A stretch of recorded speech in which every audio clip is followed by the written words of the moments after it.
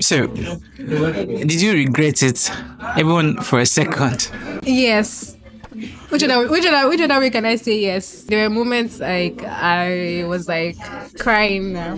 Don't come back, stay where you are. Most Nigerians dream of Japa, but she did the opposite. And no, she doesn't have a PR or a passport. Moradun did what many Nigerians dream of. She left for Canada, studied hard and graduated with big hopes. But after school, life hit. No job, no sponsorship, no way to stay. While most would cling to anything just to remain abroad, she chose something different. She came back, no job waiting, no clear plan, just fate. In a world where everyone is trying to leave Nigeria, Moradun returned. Some say she failed, but maybe, just maybe, she found something the rest of us are still searching for. This is her story. Before you judge her, listen.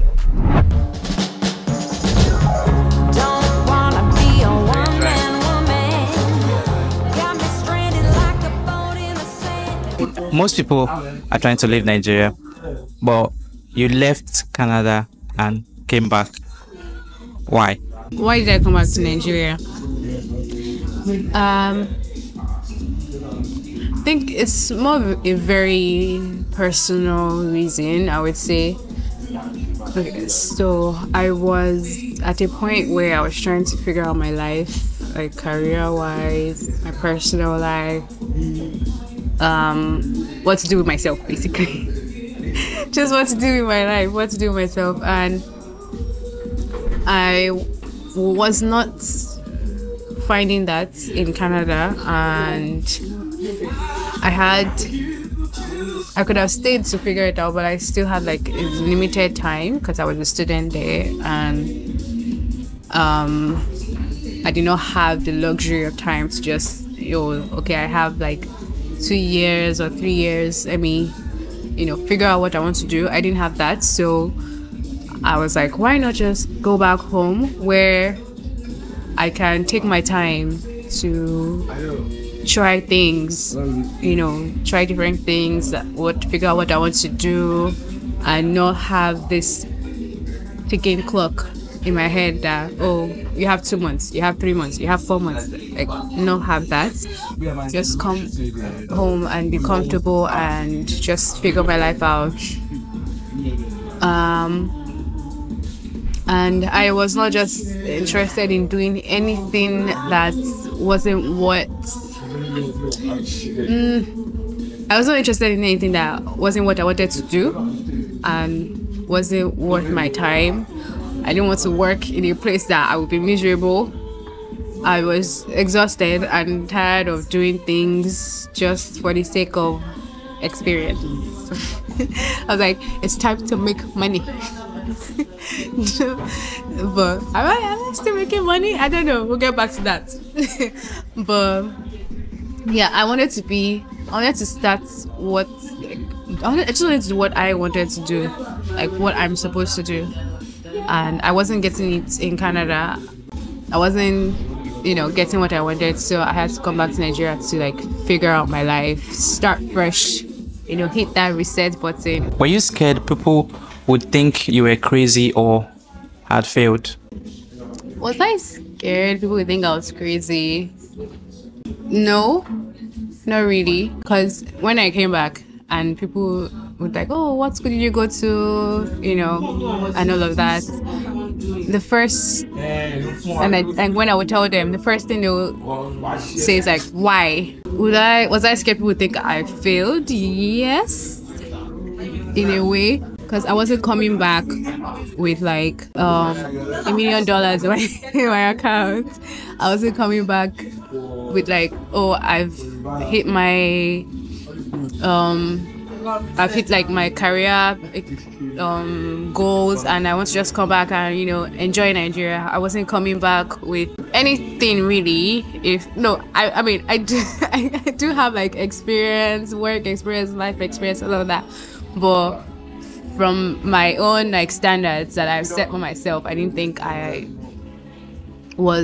had gotten to that point. So like I felt like everybody would also see me like that, but that I had failed. I was scared, but now I realized that everyone's path is different. So you're not a failure. Maybe I should have asked this earlier, but how long were you away from Nigeria for before moving back? I left 2015 August, so that's about 8-9 years now. Yeah. That's a lot. It is. That's a lot. It is. I didn't realize it. It's like when I tell people, they're like, so like, why here? I'm like, I don't know. I'm just here. Let's be real. What was the biggest shock when you landed back in Nigeria again?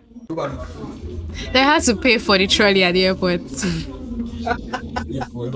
That was actually the biggest. It was a bigger shock for me. I wasn't to lie. That was a bigger shock. It was very surprising. I'm like, for me to push something, to carry my bags, like, why am I paying? It should just be something that is available to us, but whatever. I guess on a more serious note, it was like the price of like things, stuff that we used to buy. There's nothing that this 5 naira. Does 5 naira still exist? No. It doesn't exist. Like I'm not saying 5 naira. I think I've seen 20. I'm not saying that. I think I've seen 20 naira. I forgot the fact that 100 naira Once. looks like 10 naira. You know the color. 10 naira Used to be, yeah. So it was just very like prices of things just very shocking. I remember during secondary school for lunch we go and buy egg roll 15 naira, drink 100 naira, and maybe something else 200 would be enough for you to have a meal. But now I can't even buy water. I want to buy pure water. one bottle of pure water. So just prices of things crazy. Gala that used to be 15 naira is now 550. How did we get here? What took you to Canada in the first place? School, yes, and family. So I left to go to university to the US. I went to the US first, and after that I went for a postgraduate certificate in Canada. So that's like what took me there mainly, and because I had family there, so it just seemed easier, so I can stay with family while I'm going to school. You know, I don't have to worry about like accommodation and things like that. So yeah, school took me there, and in the pursuit of happiness. And I did not find happiness. I found joy though. I found real joy, which that's a whole nother story. What were your expectations when you left Nigeria the first time? I mean, media. I studied media production, and I always wanted to be in the media space, like TV, radio, whatever. So my expectations were like, you know, go there, go to school, learn to be the best TV or radio presenter, and you get a job right after school, and then you just be hearing my voice every day on the radio, and I'll just be living the cool life, that kind of thing. And I left as a teenager, so like my expectations were very dream-like, but I got there and real life happened. Do you want to know what the real life? What was life like in Canada compared to Nigeria? So, Canada was Canada. Nigeria is Nigeria. Oh my goodness. Okay, let's see. I guess just the way things are, that's like an obvious thing. Like things are easier, more like straightforward in Canada than in Nigeria. I was telling you earlier about like my driver's license experience, trying to get my driver's license, and it was just easier. Something like that is easier to just do in Canada. Also, going out in Nigeria, in Lagos, I'm always very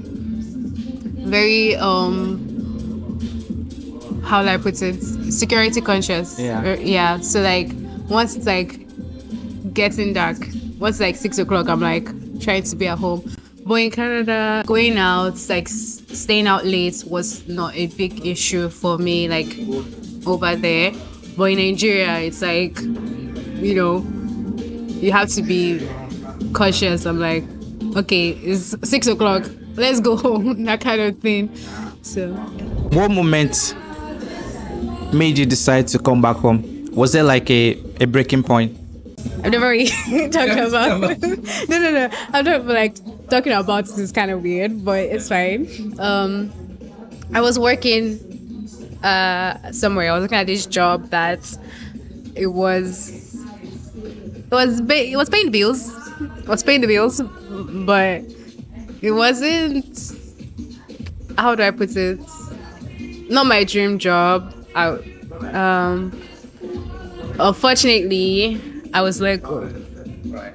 So yes, you know, it was kind of painful because I needed money, but it was fine also because I mean I know exactly like the job, and it was like, okay, maybe it's time for me to actually, you know, do what I want and figure out what I want.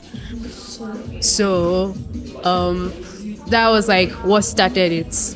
That point started it, and then I did not like move immediately, but like that's what started it, and months of like me trying to get a job, trying to figure out what it is I wanted to do. When nothing was really working, I was like, okay, it's time. Yeah. It's time to just let go of all like I was holding on to what wasn't something that wasn't benefiting me, wasn't working for me. So I'm like, it's time to let go. And yeah. What was that thing exactly that clicked and you're like, okay, I'm packing my bag. I'm out of here. I can't take this. I just have to go. But the day I made the decision was like January 4th. I had not slept that night. I don't know what I was doing, but I had not slept that night, and that like as the sun rose up and I had nothing to do. I had nowhere to go. All I did that like throughout that night was like watch Netflix. So like up all night, not caring about going to bed because I have like something to do or somewhere to go. And the sun rose up and I'm like, okay, what's next? What do I do with my life? What do I do with my life? And I remember crying down. I remember crying that morning. I was like, okay, I think it's like, yeah, I think that's the, yeah. I just have to go. Yeah. Did you feel like Canada was missing something for you personally? I'll say the thing that was missing for me was a sense of belonging. Let's put it that way. I was somewhat lonely, which I feel like a lot of people feel when they're in like a place like that. I like to say, if you want to move out of Nigeria and you're trying to pick where to go, if you're a family and you already have your family, go to Canada. But if you're young and try to explore life and, you know, just still go to US. Because Canada will oppress. You'll be oppressed in Canada. Yes, I think that was it for me.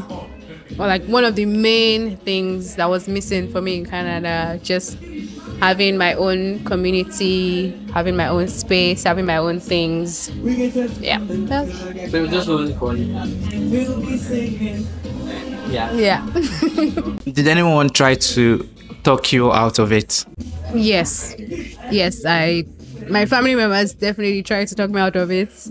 My sisters, they were like bringing this option here and there, left and right, do this, do that. I'm like, no. Like I just kept saying no.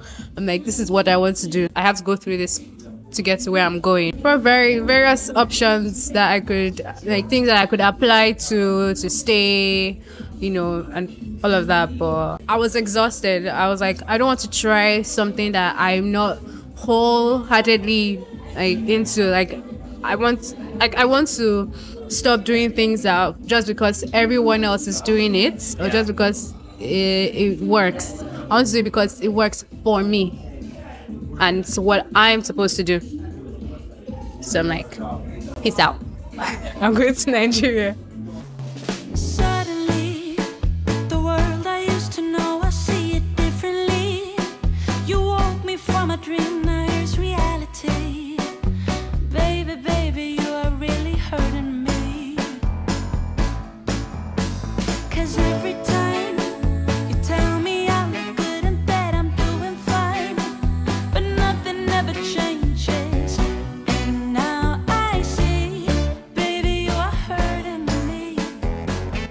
So, what was your first 3 months back in Nigeria like? My first 3 months back was actually okay. I mean, sometimes there were moments like, oh, like I was tired or frustrated, but it was okay because and pretty stress free because I just got back, stayed with my parents, just saying hello, hi. It's like my old friends, visiting my old friends. So there was like a little bit of fun, you know, just getting back, easing in, nothing too crazy. So no stress because everything was set for you. Yeah. So grateful for that. I know it's not like that for like everyone, but grateful to have. You were like just coming fresh. Yeah, So like and there was like no family here. you have to look for a place and all of that. Nah, I wouldn't have done that. I wouldn't have come back if I had to look for a place to live because Lagos stress, you know. I like soft life. Okay. For me, I think it was first of all the heat. Like it hit. You know when it hits you when you step out, I don't whoa in your face. That's literally what happened. But yes, the heat and then NEPA or what do you call themselves now? PHCN or what? When I'll be talking to like my friends, I'll be like, like they are really holding the power. They are holding the power. They don't want to release it. But and then where I stay, when they now eventually release the power to us, it was very low voltage. Simple things like microwaving your food is impossible. Yeah, it's like those things can be frustrating sometimes. Like, why can't I just flipping microwave my food? NEPA and heats really hit me hard, like when I go back. So, did you regret it, even for a second? Yes. Which other way can I say yes? Which other language can I say yes? Yes, in every language you can think of. Yes, I do. There were moments like I was like crying now. What did I do? Why am I here? Who brought me here? Come and take me back. Like why did I do this? Yeah, why did I do this? Like I want to go back. Let me go back but I just had to think of like the plan, you know, where I'm going, where I'm headed, the greater good. Like someone would always say. So yeah. More has living in Nigeria again taught you about yourself? Maybe I'm about to expose myself. Well, I've learned how like I'm not impatient, but how easily frustrated I can get. Right. And annoyed. Like I did not know that. I always prided myself on being so gentle, right, like so calm, easygoing. Yeah.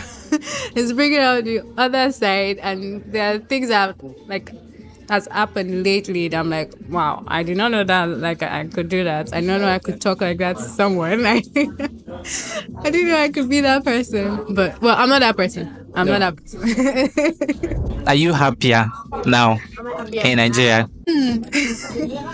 Am I happier now?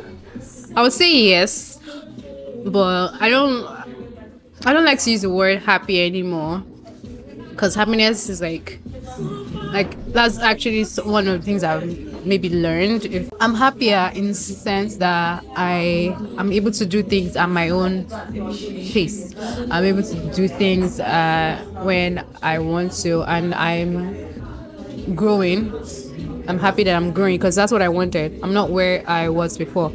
I was struggling because I wasn't seeing any growth, and that's one of the reasons why I came back. So I'm happy that I'm growing. I'm happy that I am learning. I've been put in like I've been put in situations like ever since I got back. I've put in like so many weird situations that I am learning from, which I don't like, you know, what has happened, but I'm happy that I am growing from them, I'm learning from them, and I'm achieving what I came back for. So yes, I'm happy. If you're in the same situation as you were before, would you do it again? Would you move to Nigeria? So yes, I will, because it was just something that needed to happen. was something I needed to do to get clarifications or something. I'm a spiritual person. Let me just say that. So like, it also like played a role in me coming back. So I would do it again.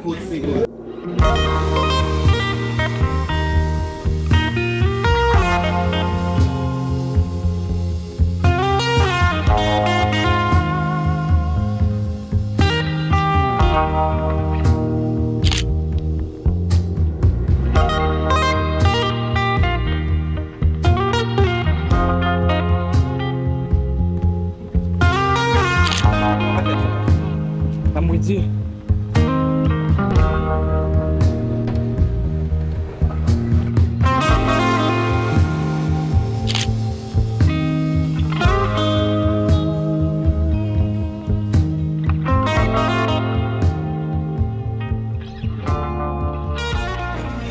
What would you say to somebody living in Canada or the UK that wants to come back but scared?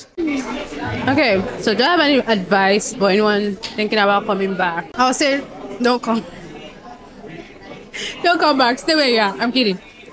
But just plan. In anything in life, you have to plan. But like this one especially, plan.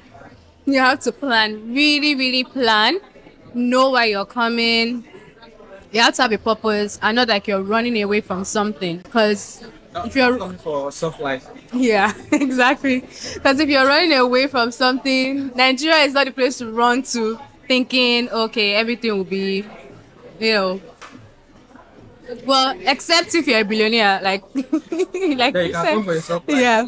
So just plan mentally, financially, physically, and spiritually. If that's your thing, to fast and pray. And just have a reason, know where you're coming, and have a goal and a timeline, so to speak, if you want to go back, so you don't feel too relaxed or stuff like that. But have a goal. Just have a goal. Yeah. Do you think Nigeria can really work if more people move back? I've actually sort of had this conversation with someone before, and that person thinks Nigeria is is done. But I think it can be better if people come back and put in the work. But that's the thing, we're not all I feel like people are not willing to put in the work because they've given up on Nigeria. So if we are willing, we can do it. But also it starts from, is it from the top or from the bottom, or how, like from the roots, but also like from the top. People at the top, but like, the roots, like there's just a lot that needs to change. And so, like, okay, from the mindset, I think that's what people's mindset. And I don't know how you can change a whole nation's mindset. If you were to choose a place to raise your kids between Canada and Nigeria, which would you choose and why? As much as I love Nigeria, it's my home, right? But I don't think I can raise my kids in this country. I want so much more for them, and I don't think Nigeria can provide that. I feel like they are coming up, like some schools are able to like provide that education, the opportunities beyond the classroom, like extracurricular activities, like sports, music, the fine arts, other things beyond the classroom. I think there are some schools that are getting better at it in Nigeria, but they're not there yet. So, but yes, definitely Canada. I would love to raise my kids in Canada, and I just kind of understand how their system works a little bit better. So it will be easy, and not easy, but like it will be easier, right? Better. And more opportunities. And I want so much more for them than I have had. So like they have to get everything. Yeah, I get. They can, yeah. So I don't think myself I will do otherwise.